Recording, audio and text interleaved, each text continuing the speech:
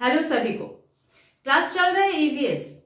Class basically है आपका CTET, कोई भी अदर स्टेट टेट आप दे रहे हो, सुपर टेट दे रहे हो, डीएलएड या तो बीएड या तो ग्रेजुएशन कर रहे हो, सब्जेक्ट में ईवीएस है तो ये क्लास आपके लिए है।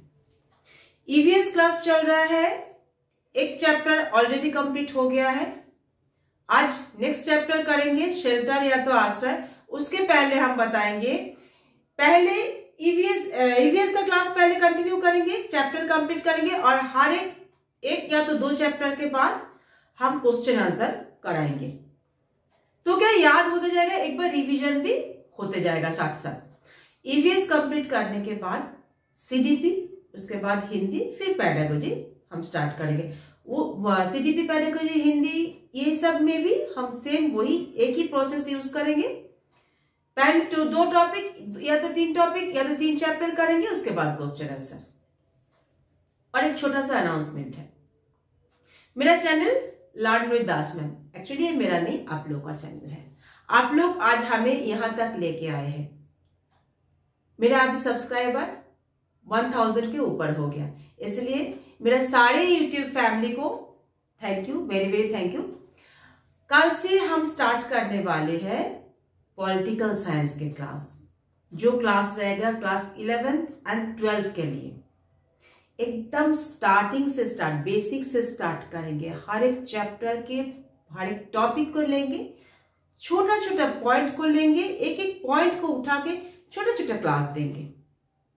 पॉलिटिकल साइंस के क्लास कल से स्टार्ट करेंगे। चैनल को सब्सक्राइब अगर अभी तक आप नहीं किए हैं तो कर लीजिए। कल से पढ़ेंगे, सीटेट का क्लास तो चलता ही रहेगा, उसके साथ साथ पॉलिटिकल साइंस भी स्टार्ट हो जाएगा। तो स्टार्ट करते हैं आज का क्लास। आज हम लोग पढ़ेंगे शेल्टर। शेल्टर, शेल्टर या तो आश्रय, शेल्टर या तो आश्रय। आज हम लोग पढ़ेंगे शेल्टर या तो आश्रय।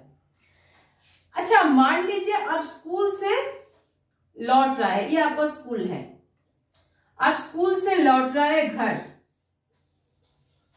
वो क्या है आपके लिए? शेल्टर। आपके मम्मी पापा अगर वर्किंग है, या तो बिजनेस में है या तो अदर कोई भी जॉब में है, वो लोग अपना काम करके घर आ रहा है, वो उनके लिए शेल्टर। बर्ड्स, पक्षी दिन भर फ्लाई करने के बाद अपने बच्चों के लिए खाना लेके कहाँ आते हैं? अपने घोंसला में आते हैं, वो क्या है उनके लिए? शेल्टर या तो आश्रय। शेर, बाघ दिन भर शिकार करते हैं, कहाँ? जंगल में, फिर कहाँ आते हैं? गुफा में या तो डेन में। उनके लिए वो है, वो जो गुफा है या तो वो जो डेन है, उनके लिए वो है शेल्टर। चूहे, सांप दिन भर अपना कर्म कांड करके आता है बिल में, वो बिल उसके लिए शेल्टर। ये अभी जितना भी हम बात किए हैं, आप स्कूल से या तो आपके मम्मी पापा ऑफिस से आ रहा है घर में, शेल्टर। फिर पक्षी या तो बर्ड दिन भर फ्लाई करते रहता है, उसके बाद घूम फिर के आता है अपने घोंसले पर, नेस्ट में, वो उनके लिए शेल्टर।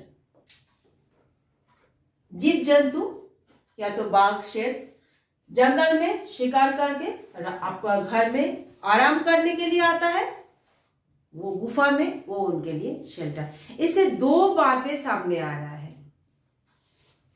एक फर्स्ट पॉइंट क्या है, ये शेल्टर क्या है? ये शेल्टर हमें क्या देते हैं? क्या देता है? सेफ्टी, सेफ्टी या तो प्रोटेक्शन, या तो प्रोटेक्शन। शेल्टर हमें क्या देता है? सेफ्टी या तो प्रोटेक्शन। किससे प्रोटेक्शन? प्राकृतिक दुर्घटना या तो दुर्योग या तो बाहरी कोई भी हमला से हमें प्रोटेक्शन। प्रोटेक्ट कौन करता है? ये शेल्टर हमारे लिए, इंसान के लिए, इंसान का घर उनका शेल्टर है, आश्रय स्थल है। शेल्टर आपको क्या दे रहा है, एकांत दे रहा है, या तो प्राइवेसी दे रहा है, प्राइवेसी दे रहा है, या तो एकांत दे रहा है। आप कोई भी काम अपना हिसाब से करना चाहते हो, एकदम एकांत में करना चाहते हो, कहाँ पॉसिबल है? आपके शेल्टर में, आपके घर में। शेल्टर आपको क्या दे रहा है? प्राइवेसी दे रहा है। शेल्टर आपको क्या दे रहा है? शेल्टर दे रहा है आप कोई भी दिन भर का एक्टिविटी आप कर रहे हो, कोई भी गतिविधि कर रहे हो, आप आराम से काम कर रहे हो, वो जो गतिविधि या तो एक्टिविटी कर रहे हो वो उसके लिए आपको सुकून चाहिए, आराम से एक अच्छा जगह, एक अच्छा प्लेस जहां एकदम एकांत होके आराम से ठंडा दिमाग से सोच के आप काम कर पाओगे, वो क्या है? वो है शेल्टर। कौन देता है? शेल्टर। तो इससे क्या निकाल के आ रहा है? शेल्टर। ये तीन चीजों के ऊपर हम लोग को मेन फोकस करना पड़ेगा। शेल्टर हमें क्या दे रहा है? सेफ्टी या तो प्रोटेक्शन, प्राइवेसी या तो एकांत, या तो आराम हमें दे रहा है। फर्स्ट ये जो बात बोली इससे ये निकाल के आ रहा है फर्स्ट। सेकंड हम क्या बोले? आप या तो आपके मम्मी पापा या तो हम इंसान, आपने काम करके बाहर आउटसाइड में काम करके घर आते हैं, बर्ड्स अपना नेस्ट में आते हैं, शेर बाघ गुफा में या तो डेन में जाता है, चूहे सांप ये सब बिल में जाता है। इसका मतलब हर एक जीव जंतु का जो आश्रय स्थल है वो अलग अलग नाम से परिचित है। हम लोग उसको आगे क्लास में डिस्कस करेंगे। इस क्लास में आगे बढ़ेंगे। नॉर्मली शेल्टर को दो भागों में हम लोग डिवाइड करते हैं। नॉर्मली हम बोल रहे हैं, बात को ध्यान से सुनिएगा, नॉर्मली बोल रहे हैं। नॉर्मली शेल्टर को दो भागों में डिवाइड किया जाता है। एक होता है आपका मानव निर्मित या तो मैनमेड, एक होता है प्राकृतिक या तो नेचर द्वारा बनाया गया। एक होता है मानव या तो मैनमेड और एक होता है प्रकृति से या तो नेचर से, नेचर द्वारा बनाया गया आश्रय स्थल या तो शेल्टर। जो मानव ने बनाया वो मानव निर्मित, जो प्रकृति द्वारा बनाया गया है वो प्राकृतिक है। और इसके बाद ये एकदम मतलब जनरल बात है, ये जनरल बात है, इसको कैटेगरी किसी भी कैटेगरी के अंदर मत लाइए, ये एकदम जनरल बात है। आपको एज ए जीके अगर क्वेश्चन किया जाता है तब इसको आंसर कीजिएगा।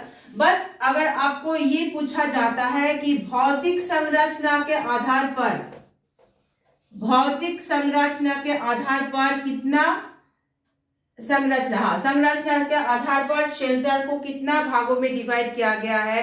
दो भागों में डिवाइड किया गया है। भौतिक संरचना के आधार पर शेल्टर को दो भागों में डिवाइड किया गया है। एक है स्थायी या तो परमानेंट शेल्टर, एक है अस्थाई या तो टेम्पोरारी शेल्टर।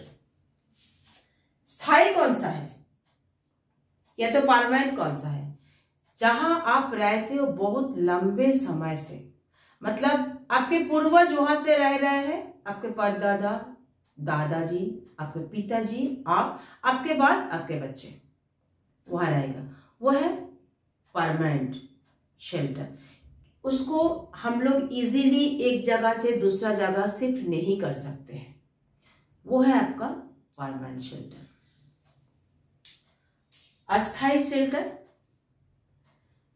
जहां कुछ दिन के लिए आप अपने कुछ जरूरत पूरा करने के लिए आप रहते हो, वो आपके लिए टेम्पोररी या तो अस्थायी शेल्टर है। जैसे एक छात्रावास मतलब हॉस्टल, स्कूल में पढ़ने जाते हो, कॉलेज में पढ़ने जाते हो, आप कहाँ रहते हो? घर में नहीं, घर से बहुत दूर है आपका स्कूल या तो कॉलेज, या तो आउट ऑफ सिटी है, आप वहां हॉस्टल में रहते हो, तो क्या वो परमानेंट आपका स्थायी परमानेंट शेल्टर है? स्थायी शेल्टर है? नहीं ना। अब तो आपका स्टडी कंप्लीट हो जाएगा, एजुकेशन कंप्लीट हो जाएगा, आप तो फिर से घर वापस आ जाओगे, तो वो हो जाएगा टेम्पोररी या तो अस्थायी।